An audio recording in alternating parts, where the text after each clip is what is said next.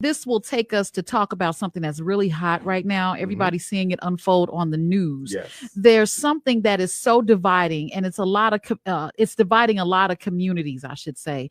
The migrant crisis and ICE agents are present in urban areas, including right here in Chicago. Now, some of our listeners are asking and have asked up to this point, should Black people be getting involved in this issue? Or should we stay laser focused on our own people? Because we're still fighting for basic dignity in this country. African American community is the only community that has the power in this country to change anything. They are the only one with the experience of civil matter. They are the only one que tenían el esclavo ahí mismitico. They are the only one that are not going to get deported anywhere, and you cannot put them all in jail. So African American community, which is the community that is stepped on by Cubans, the most are the only ones that are going to save the Latinos. And I clap for the African American community that has not come out, because it is not. I do. We didn't do shit for them. I get it, but I don't. Me and you support, but in masses, we didn't support anything that was going with them. Latinos look at Cubans specifically. And I'm not gonna talk about any other community because I'm not part of that community, even though I'm a Latina with them. Cubans talk shit about African Americans. It's true. Cubans did not support African Americans. Cubans think that they all victimize themselves, of this, all of that. African Americans are the only ones that are going to save your asses, Latinos. So you better start kissing. If you're going to kiss some ass in this country, you better kiss some black ass. All right, since everyone want to talk nuance, let's talk nuance, because a lot of y'all are pissing me the hell off.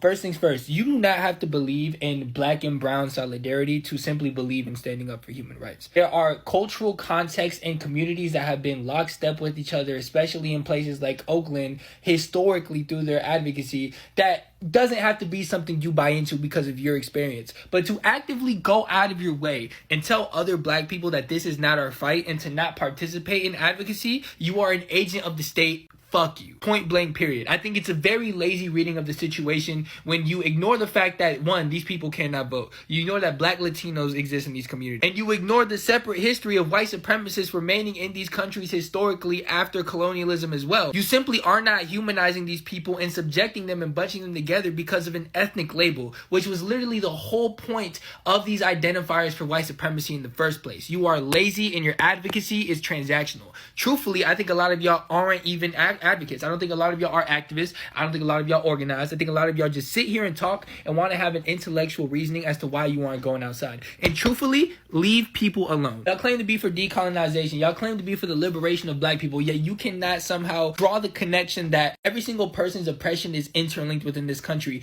And if you leave yourself to be the last line of defense through years of oppression, then you are screwed. The worst part is how y'all literally subscribe to conservative talking points as to who deserves human rights in this country. The reality is, nowhere in the amendment playbook does it say that illegal immigrants versus naturalized immigrants have different rights. The reality is, all of these things, such as habeas corpus, such as a right to due process, everything on the Bill of Rights applies to immigrants, regardless if they are illegal, naturalized, or not. Not even mentioning the fact, and I've said this for the 10th time, all of the rights that we have protected are the same rights which protect immigrants.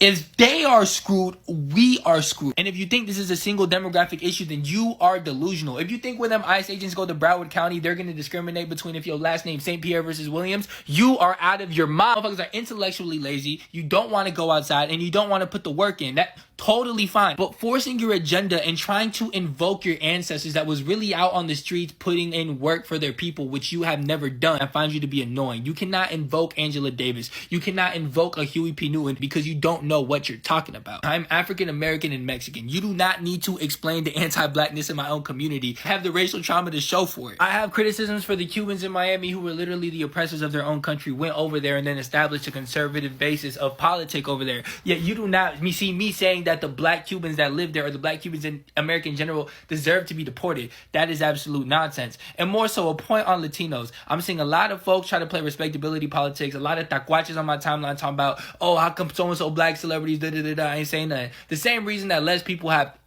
in these protests. Recognize your privilege and shut the hell up. Here is my position on the migrant crisis and the migrant protests that are sweeping the country. No group has ever come to America to help black people. No group has ever helped black people. You've had individuals participate in Black struggle, but never as a community. European Jews never said we're going to help Black people as a community. Latinos never said we're going to help Black people as a community. They come here to replace us. And most of them align themselves with the white power structure against African people. With that being said, I do not support Black people getting involved in the migrant protest. That is not our fight. If you say you're going to do it, am I going to stop you? No. I would never stop someone from doing something that they feel is right. Is Dr. Umar participating? Absolutely not. Hello guys, welcome back to the channel. I'm your host and presenter Eugene Stories, and I feel like this is a great day that God has granted unto us, and let's say thanks to him first. Now, there's something that I want to say, really important. And it is really happening today. You know very well that the question of ICE raids has been, sparking the internet today and got everyone talking. And what's funny is all eyes on Black people. Everyone wanna, hear what as Black people has to say about this. Everybody's eyes eyeing to Black people's voice. They want to hear what Black people have to say about this. But now, there is an important thing that we need to discuss, and it's something which is rising. Now, Black Americans today find themselves at a critical juncture. Do they stand in solidarity with Latino immigrant communities in their Protestant movements, or do they prioritize the specific struggles of Black people in a country that has historically ignored their pain? Now, this debate is new, and we know it very well because I think I started addressing it sometimes back. But recent shifts in immigration discourse, racial politics, and accusation of complicity with white supremacy have reignited tensions. Some argue that Black refusal support undocumented Latinos protest reflect betrayal of shared struggles. Others believe that it's an act of self-preservation, self-preservation and long overdue political clarity. At the heart of this debate is a fundamental question: does solidarity require self-erasure? So really, this is a spark debate because we have people that are talking in this perspective. The main idea is to divide the marginalized groups, is to keep them fight against themselves, is to keep them see, like, we cannot stand with you, we cannot support you. Some people argue that that's the main agenda of the white supremacists, and Black people are falling for it very, very well by saying that this is not our fight. Whereas on the other side, we have a group of Black people again who are saying that indeed this is not our fight because these people doesn't understand our struggle as Black people. And so we have some Black people within the Black people themselves that are pointing fingers towards other Black people for not supporting Latinos. We have Black people again, inside the Black people again, who are pointing fingers to Black people that they should not support the Hispanic community. And I felt like we need to have a discussion about this because I now see why it is going, and this is an important discussion that we need to have. So buckle up for this video. If you're watching us for the first time, kindly consider subscribing to the channel so that we get to have all the discussion put in place, and let's get to disagree to agree. It's important. Some of these topics sometimes you have to disagree to agree, right? So let's watch the video. I'll be back. Stay tuned. Am I going to help Donald Trump get them out of the country? Absolutely not, because as the victims of oppression and the worst victims of American oppression, it would be complete hypocrisy for me to work against the best interests of another people. But am I going to help them? That is not my fight. Now, I'm concerned that if we're looking at what they're doing with the migrants, are we next? Should we get in? But just to circle back, should we get involved just to minimize the situation when or if we're next out of self-preservation? Exactly. If we are next, we were going to be next anyway, because guess what?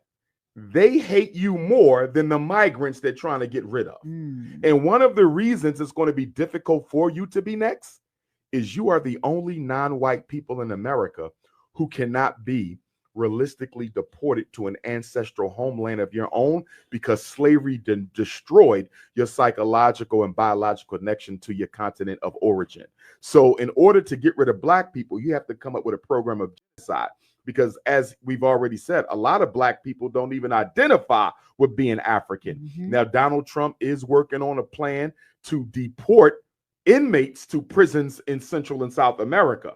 So I can see a situation where he's able to deport the incarcerated, the convicted. But in terms of general Black people, I think it's going to have to be a program of genocide, because so many of us do not identify as African in the first place or don't know where we come from.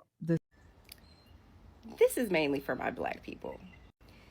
Let me get this straight. I just want to make sure that I'm understanding correctly. So because some Latinos voted for Trump, that means that every undocumented Latino, those that didn't vote, that can't vote because they're undocumented, deserve ICE to bang down their door? Do you hear yourselves? That logic is white supremacy in the Black voice. Since when did we start echoing the colonizer just because the target changed? The system has always been brutal.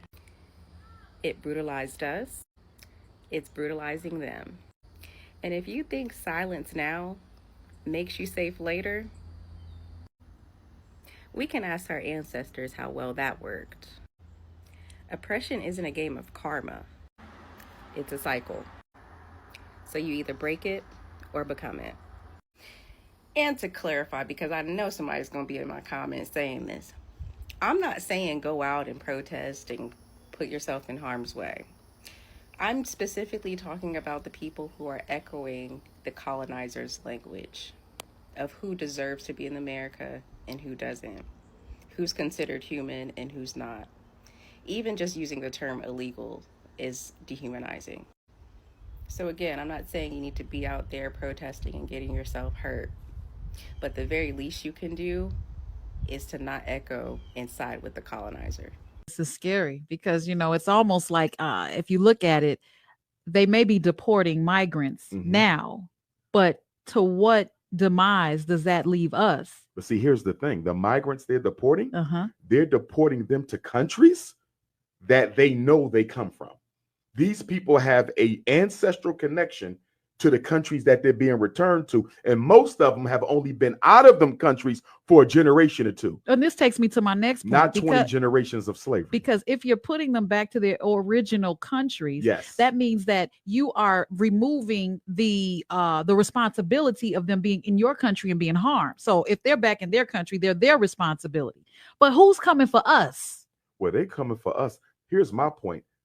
Deportation is not the only weapon being used or that could be used against African people.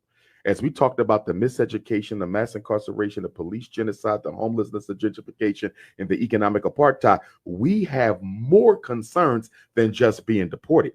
These are individuals who came here, who are benefiting off of the Black struggle for civil rights and set-asides, who have never spoken up or defended Black people at all.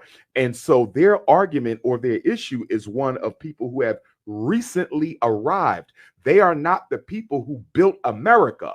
We built America. Our argument is completely different as someone who is coming in to benefit from a country that they did not build. We made this country brick by hypocritical brick and have contributed to its building more than any other group. So I see our situation completely different than I see the migrants. Hey, family, thanks for taking my call. And Dr. Umar, much respect. Peace. Listen, I'm going to make some comments and I want you to respond to them because you have some hosts and you have some listeners at WVON that feel this way. So number one,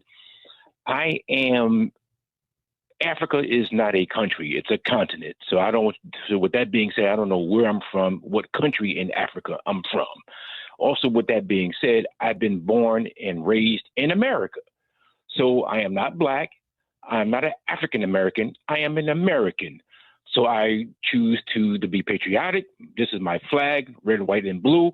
I am a Negro. I'm in the Constitution. I'm a free man. So this is who I am. I am not an African American. Again, I'm not Black. I'm an American. Respond to that, Brother Umar. Thank you, Cliff. Yes, sir. For me, the logic is completely ridiculous because America will turn 250 years old next July 4th of 2026. There's no race on earth that is younger than 250 years old. So everyone has an origin story that predates the creation of the United States. The ironic thing about Black people is we're the only people who have term limits on our Blackness. Chinese come from China. They've been here 10, 20 generations. They're still Chinese. Irish come from Ireland. They've been here 20, 30 generations. They're still Irish. Arabs come from Arabia. They're still Arabs after 200, 300 years. Black people are the only people who, after being in America for a certain amount of time, no longer want to be who they are and completely try to dissolve and hide themselves, within the culture of the dominant population. You will always be an African. Everybody knows you're African except us. Very well said. Let's continue the call. Was he serious though? He was quite serious. But again, I appreciate those comments because if he didn't make the comment, we wouldn't have heard the response. Correct. Right. And that response landed on more ears than just the gentleman that called. I hope it landed on his heart too, because what Dr. Umar said was out of love. Yes. Right. And out of awakening and out of revelation. Yes. And that's the goal of the conversation today. Yes. I'd like to think it is. Yeah. I think we make the assumption that socially conscious people necessarily care about the destiny of the community, because I see a lot of socially conscious opportunists who are looking out for themselves and using Black consciousness as a pathway to their own personal financial freedom. They are not the Malcolms and the Martins and the Meggers and the Fred Hamptons and the George Jacksons. They're not that. They are just social media entertainers who have found out that Black consciousness is a very lucrative, quote unquote, market for you to tap into. Now, with that being said, when you talk about independent education, as you referenced the Frederick Douglass and Marcus Garvey Academy that we have in Wilmington, Delaware, and just to give an update on that, we are done all of the renovations for the school except the floors. So once we tile the floors, we'll be applying for our certificate of occupancy. And if all goes well, we're going to have a community grand opening in September. You ever been married, bro? Black people, this will be the most important video that you watch all day. Matter of fact, you better save this video right now. Do not go to them ICE raids. Do not let these people shame and guilt y'all to go to these raids. Y'all will be the martyrs of the society, not the supporters. Look up news reporter that gets shot with rubber bullet. It's a white woman that gets shot with a rubber bullet. What do you think they're going to do to us? The bullets are not going to be rubber. Y'all have to remember what's going on and realize that we cannot help these people. A lot of this stuff they have done to themselves. Just if you're from another country, if you're Honduran, if you're Mexican, if you're Cuban, they all see each other differently. They do not see each other as the same people. That's why Cubans voted for something that would affect Mexicans. That's why Hondurans voted for something that would affect Cubans. And that's why they all did something that would affect everybody else. So before we could even help them, they have to clean up their own backyard, cut their own weed. And our weeds are too big on our own. Make sure y'all spread the word and let every Black person know, stay at home. Do not go to these raids. It's not our fight to fight. So if we're having an honest conversation, what's happening in the LA riots, regardless of your politics, is not a Black person's issue. First of all, majority of Black people were not immigrants. We were imports, so we're not the same. Second of all, if separating kids from their parents is such a bad thing, then why do so many of you have baby daddies that you won't allow in the child's life? Every time that there's a movement that doesn't have real momentum, they try to make it into a Black person's issue so that it has more credibility and more substance. So like the pride stuff, they put Black people on the flag. Free Palestine tries to make it all about Black people, which what's happening over in the Middle East has nothing to do with race in that regard. But if we're going to keep it so real, a lot of these people just want Black people involved. Again, one, to make it seem more cool and credible, but two, because they want Black people to take the fall. If Black people get heavily involved in these anti-ICE riots, I guarantee you Black people are going to be the ones who end up looking the worst and getting the shortest end of the stick. We fight every person's battle. And really, we need to just work on ourselves at this point. So stop telling Black people that the LA riots are our business, because it's really not. If you come here illegally, you assume the potential consequences of your actions. So stop making this about Black folk. Ever since Trump got inaugurated, we've been seeing the sentiment of Black people stay home. We did our part. It's time to rest. Stay out of harm's way. When people protest, especially when we protest, we're the targets, we're on the front line. I understand that sentiment, and I don't even disagree with it for the most part. But the thing that really gets at me when I think about it, and I've been doing some soul searching about this, I don't know, man. Like, I don't think I really agree with the sentiment so much anymore with this. Like, let me put it this way. The main thing is, we tried in November, no one listened to us, we lost. Kamala lost, and people are saying, stay home, stay out of harm's way, black people, it's time to rest, this isn't our fight. But this ICE thing specifically, this affects everybody. It's not just a Latin American issue, it's not just a non-citizen issue. They're arresting US citizens. They're putting them into camps. They deported few, it's everyone. Part of why I say this is because I've seen that stay home black people thing get manipulated into something different. Like, I see posts of people or comments of people saying like, this isn't our fight, this isn't our problem, this is their lesson to learn. That has me concerned because we should still be politically active and relevant to what's going on in LA and just with ICE in general. If we're not protesting, this is what we should do instead. This is what we should be supporting instead. These are the people and organizations we should be putting pressure on. There's still stuff to do. You see what I'm saying? Like, we should be raising awareness and trying to educate people more on what's going on. Like, they got a lesson to learn, right? It's their lesson to learn. Someone's got to teach it to them. And despite these protests and everything that's going on, this country still has millions upon millions of people who still have no idea what's happening. We should be spreading awareness of these horror stories, ICE brutalizing people, the illegal actions. This not only raises awareness, but it builds a timeline and a record of everything that's happening. And we should be playing a part into that. To wrap all this up, I just don't want to be the guy in that First They Came For poem. Like, first they came for this group, but they didn't vote the way that I voted. Then they came for this group. Oh, but it's their lesson to learn. Then they came for this group. Oh, well, I got to stay out the way for the protests and everything else. And then when they come for me, I'm out of luck. This is mainly for my black people. Let me get this straight. I just want to make sure that I'm understanding correctly. So because some Latinos voted for Trump, that means that every undocumented Latino, those that didn't vote, that can't vote because they're undocumented, deserve ICE to bang down their door? Do you hear yourselves? That logic is white supremacy in the black voice. Since when did we start echoing the colonizer just because the target changed? The system has always been brutal. It brutalized us. It's brutalizing them. And if you think silence now makes you safe later, we can ask our ancestors how well that worked. Oppression isn't a game of karma. It's a cycle. So you either break it or become it. And to clarify, because I know somebody's going to be in my comments saying this, I'm not saying go out and protest and put yourself in harm's way. I'm specifically talking about the people who are echoing the colonizer's language of who deserves to be in America and who doesn't, who's considered human and who's not. Even just using the term illegal is dehumanizing. So again, I'm not saying you need to be out there protesting and getting yourself hurt, but the very least you can do is to not echo and side with the colonizer. This speech is called The Compton Bookmark. It's a message to my people in the midst of chaos.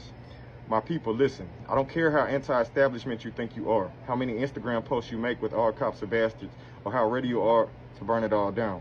I need you to hear me clearly. Black people do not need to participate in the Compton riots. Not out of fear, not out of love, not out of some imaginary black and brown coalition, because logic demands we sit this out. Let me say it plain. Latinos, as a group, do not like us. Yes, I said as a group, not as individuals. Not your best friend, not your abuelita, not your Mexican neighbor who lends you tools. I'm talking about collective behavior, historical patterns, and state-aligned street politics. Blanqueamiento is real. Anti-blackness is embedded in the cultural fabric. Look at the way black Mexicans are treated. Look at how even darker-skinned mestizos get shut out. Now ask yourself this. Why are black youth being hunted by Mexican gangs while the killers of their own kind are left untouched? Why do little 13-year-olds get lit up while grown black gangbangers walking down the block get left alone? It's not an accident. That's a coordinated field directive. Do not believe me? It's documented. So no, this is not about hate. I got love for my Mexican homies. I got love for humanity, but this is not about love. This is about strategy. We're not joining mobs without a mission. We are not throwing fists at cops while our kids can't read. We are not bleeding in the street while our women carry fibroids, PCOS, and generational trauma in their wombs. We are not marching side by side with people who still call us monkeys while the door closed. And this is not no soft-ass, mind your business, love and light lecture. This is a fucking strategic maneuver. The Mexican community has unity. Have you seen it? That unity is beautiful, but don't get it twisted. They will be just fine without us. And until they remember that before the conquistador came, we were the same exact people, there is no need to align ourselves with the group that sees us as expendable. Not in war, not in peace, not until the respect is mutual and the history is healed. That is how empires fall. When tribes link up in chaos with no hierarchy, no plan, no memory. Stop thinking like sheep. Stop looking for validation in other groups' fight. That is not solidarity, that is suicide. So let's be surgical. If riots happen, we do not join, we observe. We analyze patterns, we take notes, we identify weak points in so-and-so enforcement infrastructure. We find the data centers, the admin hubs, the flock cameras, and we figure out how to disable the system without getting baited into emotional suicide. I said what I said. It is not the time to riot in unity. It is the time to get a fucking gun, learn who prints the warrants, protect your community before another false alliance gets your brother gunned down.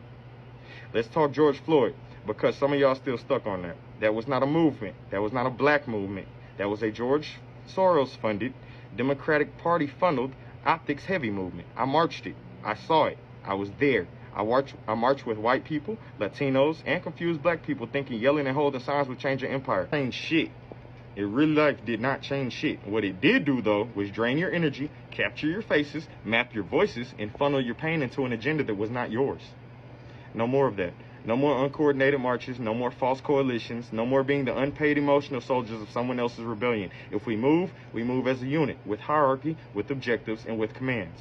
Let this message be the bookmark in the book of consensus. Let this be the speech you replay when the news starts spinning and the streets start burning. You are not here to react. You are here to rebuild. And sometimes that means holding the line while everybody else plays checkers in the middle of a minefield. We are not lost. We are focused. We are not alone, but we are not confused. We are black, we are strategic, and we are done playing any emotional war games. Get a gun, get trained, sabotage the surveillance, shield your elders, raise your babies in knowledge, protect the field, and when the storm comes, don't run into it. Redirect it. This time, we move right. I'll show you. Thank you, and all power to the unseen army. I have been struggling on how to say this, and I made a video earlier. I took it down, but y'all are focusing on the wrong people. Y'all are focusing on why don't black people care what Trump is doing. We do. But we're focusing on us and ourselves to survive through this. What y'all need to be focused on instead of, well, why aren't black people actively protesting and doing all the things that they usually do? One, because we told you we're not going to do that anymore. Okay, we told you. Y'all didn't listen. Two, because we can't help you as much as the people you need to help you. Okay? You need white people. You're focusing on black people, you need to focus on white people. You need to get their attention, their compassion, their empathy, their social and political power. You're focused on the wrong people. You're focused on the wrong demographic. Black people don't make up the vast majority of this country. We don't make up the vast majority of politicians. We are not in the White House. I'm telling you, you need to focus on white people and getting them to actively care and campaign and protest in your name, in your favor, and leave black people alone. Black people in LA, mind your business. Black people in LA, mind your business. This don't got nothing to do with us. ICE and the National Guard being in LA has nothing to do with us. I don't understand rallying behind a whole bunch of people that hard ER you. They don't even like you for real. Everybody want to make their problems our problems. It's tired. It's tired. This don't got nothing to do with us. Sit there, watch, look. Don't go out there. Go home. Go watch the NBA finals. Go do something that's black related. Go have a cookout. Go do something black. Like, this don't got nothing to do with us. After watching dozens of videos of "This Isn't Our Fight," I really interpret that to mean this isn't our fight to fight for you. And that I agree with. There is sort of this shame, blame game that has happened with after October 7th with the pro-Pal leftists. The list goes on where it's like, why aren't you doing this thing? And then when there's suggestions that are offered, when there is advocacy, it's never in the right way. Even if we all ran down there and just did what we know at some point we're gonna have to do, it wouldn't be enough. It wouldn't. And that's what I know. Hey family, not near one black person better be out here in these riots that's going on in California. Latino community, we will pray for you, but we have told you all, we told you before the election, if you support Donald Trump and get him in office, he is going to be deporting people. And this is what happened. See, you need to listen to us. Our forefathers, we have been through this, okay? This is something new to you all. You all aren't used to this type of uprising with the government. Unfortunately, I'm telling you, this is you all's civil rights movement. And again, even some of you, I've heard even some of you Dominicans and you Cubans who don't even, Afro-Latinos who don't even want to recognize that you have African blood in you. Some of you all now are so desperate that you're even calling on the black community to support you. No, we're not doing that. You're not going to use us. See, we played nice. We have warned you. We told you. But yet you talk behind our backs when you see us. You call us all kind of black and monkey and N-words and all that. And now that you all are in a crisis, you want us to come out here and rescue you? No, we're not going to do that. We will pray for you, but that's it. That's it. We have used up all the energy we have, and we are conserving it, and we are moving forward in this time of your civil rights movement. Again, we will pray for you, but you won't see us out there walking with you. And that's not coming from a place of hatred. It's coming from a place of, it's better to show you than to tell you. See, we tried. See, unfortunately, many of the Latino community is like a child where you tell them, the parent says, listen, don't do that, but they do it anyway. Now you have to suffer the consequences. So again, don't think that we are not sympathetic or empathetic, because trust me, we know how this is going to go and how this is going to be a hard and long road for you all. So we will keep you in our prayers. But what we're not going to do is use any of our energy to be out there in this foolishness. Not at all. It's very sad that one thing that every race have in common is disliking black people. That's the one thing that every freaking race have in common, is disliking us. But another thing they have in common is using us for our money and our sympathy and empathy. Because blacks, let me set y'all straight. Y'all feel sorry for people too fast and too much and at the wrong time. Y'all always, because I see some of y'all saying that the things that we saying we shouldn't be saying. Stop feeling sorry for people and stop letting them use your religion against you. Stop letting them use that God that they gave you against you. That's so weird to me.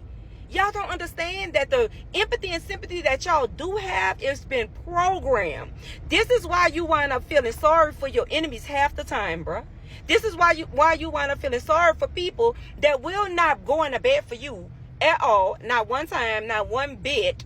You wind up feeling sorry for people that wouldn't do for you that you would do for them. So you start turning on your own people. The one thing those other races do have in common, they stick together. No matter right or wrong or indifferent, they will stick together. But they'll find something weak in us, which is a lot, to make us turn on each other, okay? And start saying, yeah, well, y'all shouldn't be saying that about them people. I feel bad. Yes, we feel bad that it's happening. But you think we about to go in front line because we feel bad? Baby, it take a little bit more feeling bad than for me to get up out there. So at the end of the day, if we're next, we sitting there, we understanding what we need to do. Huh? We ready. Be blessed. This effort to get black people not involved with unified political struggle is one that serves white supremacy. The ICE raids that are happening in LA right now are symptomatic of a bigger problem of white supremacy, and white supremacy anywhere is a threat to everyone everywhere. So if you're deciding to sit this one out because your black face on white supremacy didn't win an election, you were never with us to begin with and are just looking for an easy outlet to blame in immigrants. You justify your own inaction when you don't really do anything except vote every 4 years anyways, while at the same time trying to isolate black people as if we haven't had racial solidarity in the past. Also, we're easier to exploit by white supremacy and capitalism. And the gag being they deporting black people too. But what the fuck are y'all really doing? Sitting out is a fucking privilege. Frankly, black people can't afford to take. Oh, but there's some people who are anti-black in the Mexican movement. Bro, there are black people who are anti-black in the black movement. Don't get to pick and choose what justice is justice. Either you're with us or you're not. When in doubt, point the blacks out. When in doubt, point the blacks out. That Mexican lady got on TV and said that it was the black people who were rioting and looting. The black people who came out there to help them protest. Said it was the black people who were rioting and looting. They were being peaceful. First of all, I thought everyone got the memo that this was not our battle. This is not our fight, it is yours. And we were sitting at home, minding our business, with our boots on the ground, practicing our line dances for the summertime fine. And she got up there and said that it was us rioting and looting. This is why you were supposed to keep your ass in the house. Because if you was in the house, and it was none of us out there, they could not point the finger at us. So whoever hard-headed self is out there, get your ass back in the house, because we know it wasn't you. But now you out there and they can point at you. Get your ass in the house, oh hard-headed. Hello brothers and sisters, welcome back to the channel. I hope you've taken your time, you've watched the video, and now you understand what I'm talking about. Now, this is what is happening. The fact that remains is that we understand the Hispanic community went what they went through. Black folks went what they went through. Now, we have a couple of people that are saying that black people are complying with the white supremacist ideology because the main agenda was always to divide black people. This is what happens. First of all, I like to say that really black struggle really goes a long way to the extent that black people need a break. I agree, right? I am for black people. This is not our fight. Not supporting the illness, but not standing with the Latinos. Okay, we have black folks that are saying that if black people don't, if black people don't want to support them, let them not support them, but not trying to tell other people not to support them.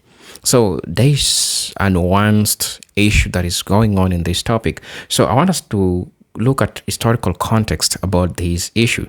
We talk about shared struggles and unequal burdens. While both black and Latino communities have faced systemic oppression in the U.S., the nature, visibility, and historical depth of that oppression are not identical. Black people are enslaved for centuries, subjected to Jim Crow, redlining, and ongoing police terror. Latino communities, especially immigrants, have experienced xenophobia, labor exploitation, and border militarization. But the foundational sin of American anti-blackness means that black suffering has always occupied a different, often more visceral space in the national conscience, right? That's why you hear Minister Louis Farrakhan and other thinkers have long argued that no one knows the pain of America's betrayal like black people. No one knows Americans' betrayal like black people. And so, for some black Americans, supporting other groups before their own healing feels like inversion of justice, not complicity to white supremacy. Get it right? Another thing that I would like to talk about is political instrumentalization when black support becomes a tool. Let's talk about it. Some activists express concern that solidarity has become a one-way street. In many social justice movements, from immigration reforms to LGBTQ plus rights, Black people are expected to show up, speak up, and sacrifice. Yet, when Black communities demand support for their causes, such as reparations, police abolitions, or housing justice, other marginalized groups often fall silent or express hesitancy. This has led to skepticism about whether Black people are being used symbolically as a moral weight while still being politically and economically being sidelined. In this context, the refusal to support Latino protest isn't necessarily anti-Latino. It is a form of strategic prioritization and resistance to being perpetually instrumentalized. So I hope you get it right from all these unravels. Also, I'm also going to be talking about the white supremacy accusation, a misguided framing. This is a misguided framing, and I'm going to explain why. Accusing Black people who do not support Latino protest of perpetuating white supremacy is a dangerous oversimplification. It ignores the fact that Black people are not the authors or beneficiaries of white supremacy. They are its primary victims. Furthermore, this framing reduces complex political reasoning to moral failing. Some Black activists reject this guilt shaming as manipulative, arguing that Black political agency is not equivalent to oppression of others.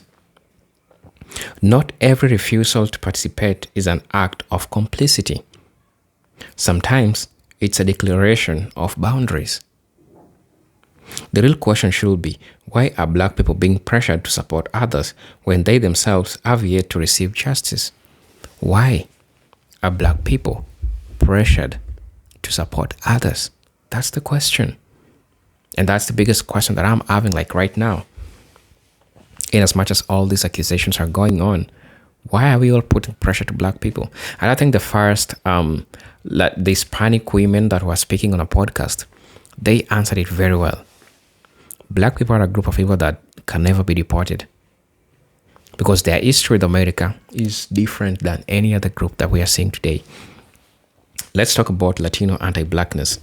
This is the spoken tension. Some people say it's unspoken tension, but let's have a discussion about it. An additional layer to this conflict is the often ignored anti-Black sentimental within Latino communities. From colorism to outright racism, many Black Americans have experienced hostility from both Latin American immigrants and the US-born Latinos. This tension becomes especially visible in moments of political coalition building. Some Black people question why they should support communities that have, at times, embraced proximity to whiteness while distancing themselves from Blackness.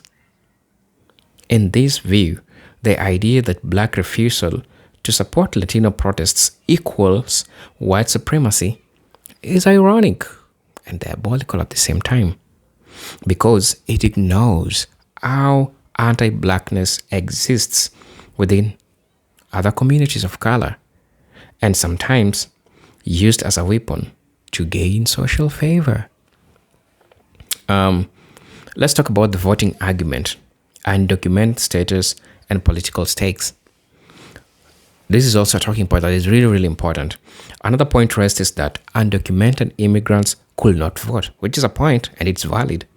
So Trump's policies were not their political doing. However, this view is politically reductive because while undocumented people couldn't vote, many Latino citizens did. In fact, during the 2016, 2020, and something which happened last year, that's November, notable percentage of Latino men and women voted for Trump, a man whose policies were openly hostile to immigrant and Black people communities. This complicates the narrative of Latino victimhood and undermines the idea that Black people should automatically offer support. The political landscape is more complex than vote eligibility. It's about ideological alignment and historical patterns of solidarity, or the lack of thereof. Let's talk about the right to prioritize Black liberation. The debate reflects a deeper need for Black political self-determination, which is true. Supporting another group's protest should not be framed as a moral obligation, but a conscious choice based on shared values, reciprocity, and strategic alignment, right?